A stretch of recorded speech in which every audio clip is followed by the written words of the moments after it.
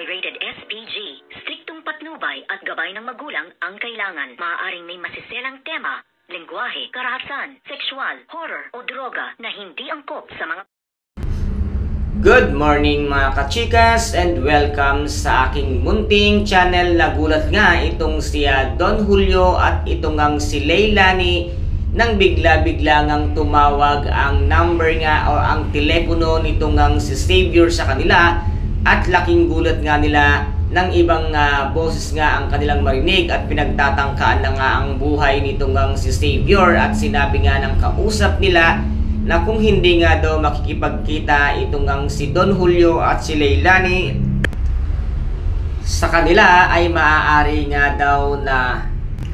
tapusin ng tauhan nga nitong bruhang si Divina itong ang si Xavier. Ngunit hindi din naman inaakala nitong ang si Xavier na susundan pala siya nitong ang si Justin at mismong si Justin nga ang magtatanggol sa kanya at tutulong sa kanya upang mailigtas nga ang kanyang buhay sa kamay nga ng tauhan ng bruhang si Divina. Kaya tinawagan na agad-agad nitong ang si Xavier ang kanyang lolo Julio at sinabi nga niya dito na huwag na raw silang mag-alala dahil nga nakatakas na nga sila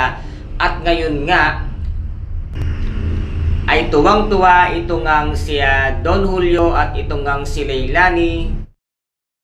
dahil nga sa takot nitong si Leilani na mapahamak nga ang kanyang anak, kung kaya't dito nga ay ipinagtapat niya na ang katotohanan dito nga kay Xavier na siya ngang ikinagbulat nila. At dito rin naman ay bigla-bigla na nga rin tumawag ito ngang si Sherlyn dito nga kay Don Julio at sinabi nga na pinuntahan daw nila si Princess ngunit wala nga ito at nakausap daw nila si Jenny ngunit nakatakas nga sa kanila at ngayon ay may nasabi nga daw si Jenny na nasa isang resort at agad-agad naman talagang to the rescue itong ang si Justin at alam niya kung saan sila naroon dahil nga nag-chat pa nga daw itong ang si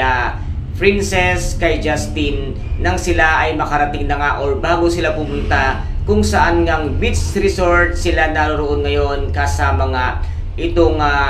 si Raymond, kung kaya ngayon ay susugod na nga si Justin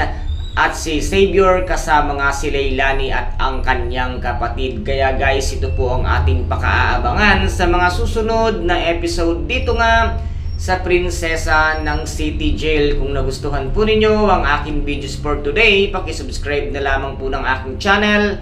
paki-like and share para maging update kayo sa lahat ng gagawin kong videos. Maraming salamat po. Ingat, God bless and bye-bye!